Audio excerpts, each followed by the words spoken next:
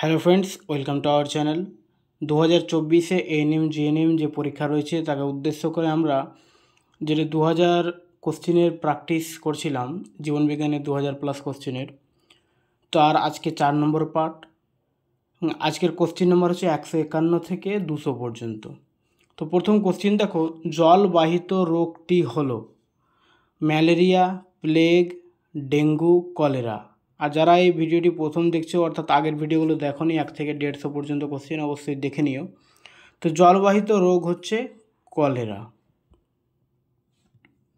Water Bloom সৃষ্টি করে ল্যামনা, hydrilla, ভাসমান শৈবাল, কচুরিপানা। তো ওয়াটার ব্লুম সৃষ্টি করে ভাসমান শৈবাল। সালোক সংশ্লেষ প্রক্রিয়ায় হিল বিকারক কোনটি? এখানে একটু প্রিন্টে মিস্টেক হয়েছে, এটাই বিকারক হবে। সালোক সংশ্লেষ প্রক্রিয়ায় হিল বিকারক কোনটি? সূর্যালোক, এটিপি, এডিপি, এনএডিপি। তো অ্যান্সার হচ্ছে এনএডিপি।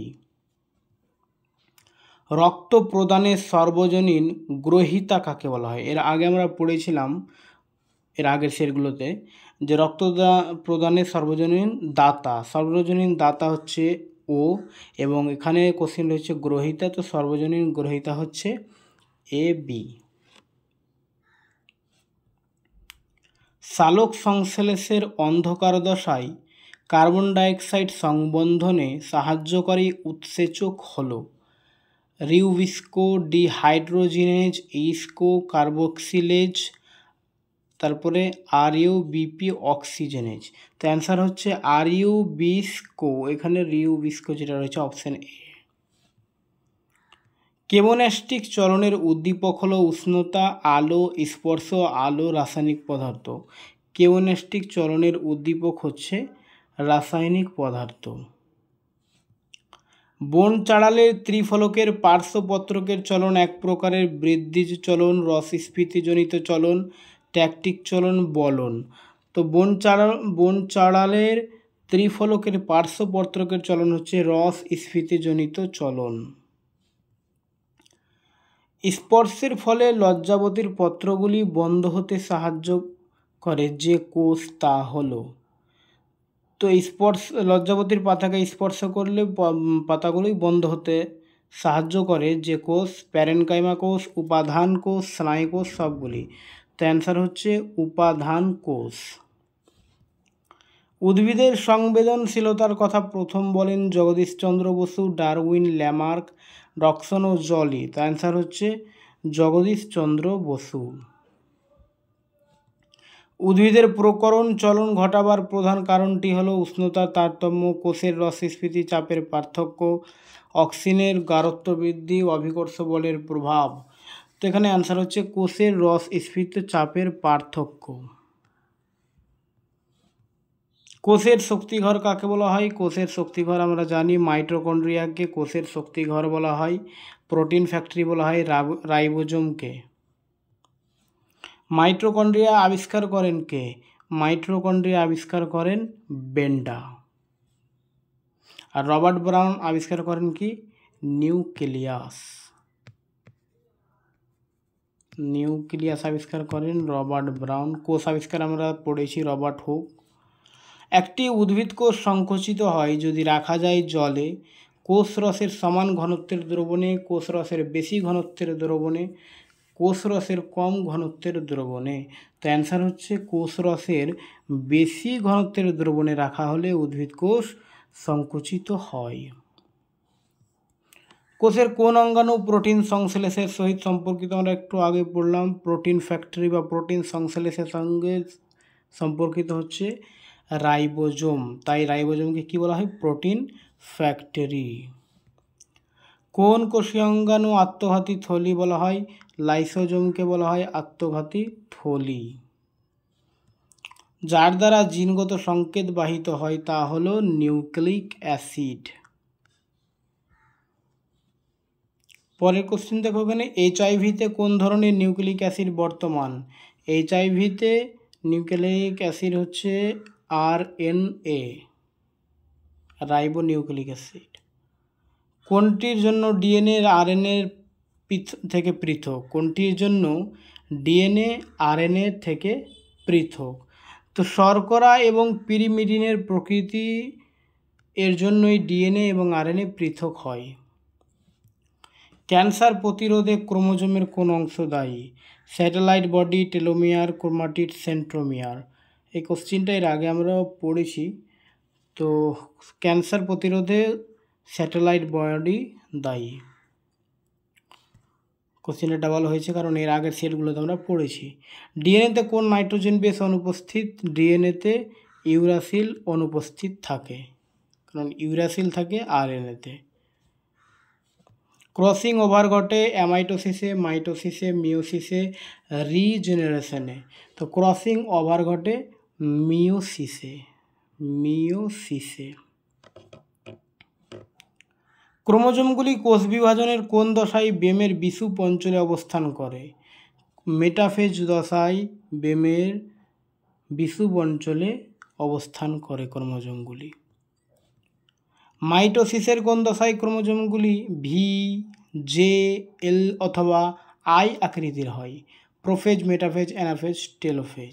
তো অ্যান্সার হচ্ছে অ্যানাফেজ। অ্যানাফেজ দশায় ক্রোমোজোমগুলি ভি, জে, এল অথবা আই আকৃতির হয়। কোষ বিভাজনের কোন দশায় বোকে দশা দেখতে পাওয়া যায়? লেকটাটিন উপজেলা এই দশায়। পামেলা দশা কার মধ্যে দেখা যায়? ক্লামাইডোমোনাস, অ্যামিবা শৈবাল, নীলাভ, সবুজ শৈবাল। পামেলা দশা দেখা যায় ক্লামাইডোমোনাসের মধ্যে। কানের ভারসাম্য রক্ষা করে কোন অঙ্গ? সিস্টোলিথ, কর্ণপটহ, মেলিয়াস, অলেটালিথ। অ্যান্সার হচ্ছে অলেটালিথ।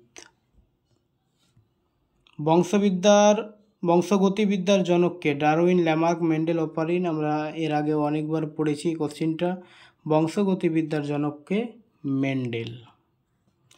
প্রশ্বাস বায়ুতে কত পরিমাণ অক্সিজেন থাকে? প্রশ্বাস বায়ুতে 20.94% অক্সিজেন থাকে।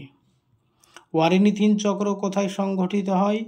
ওয়ারিনিথিন চক্র যকৃতে দেখা যায়, যেখানে ইউরিয়া উৎপন্ন হয়।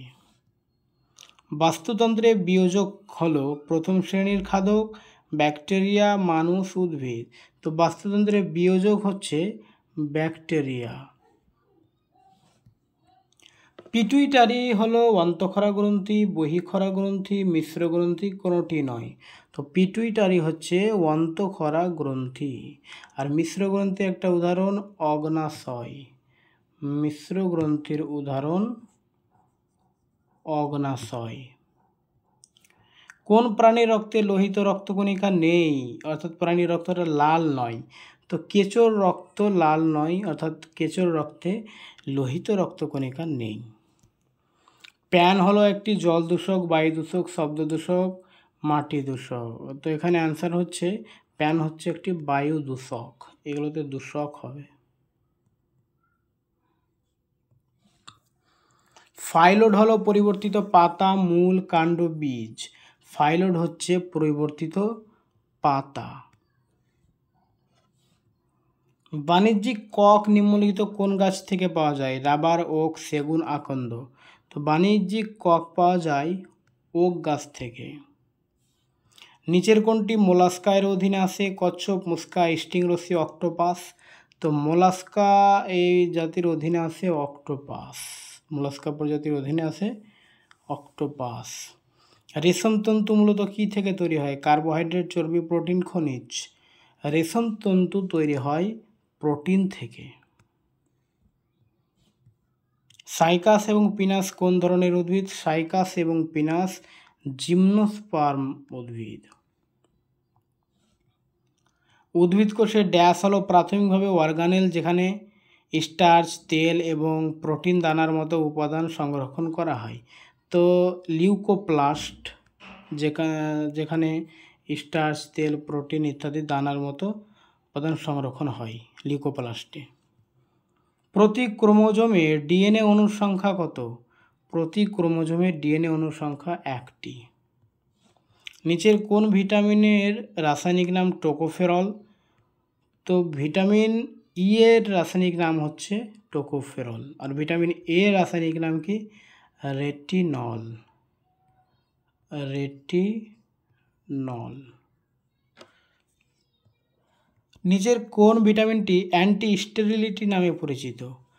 তো ভিটামিন ই কে অ্যান্টি স্টেরিলিটি বলা হয়। আলোর তীব্রতা নির্ভরশীল উদ্ভিদ বক্র চলনকে বলে ফটোট্রপিক চলন, থার্মোনাস্টিক। যেহেতু এখানে আলোর তীব্রতার কথা বলা হয়েছে, তো এখানে অ্যান্সার হবে ফটোট্রপিক চলন। উদ্ভিদের একটি অভিকর্ষ অনুকূলবর্তী অঙ্গ হলো প্রধান মূল।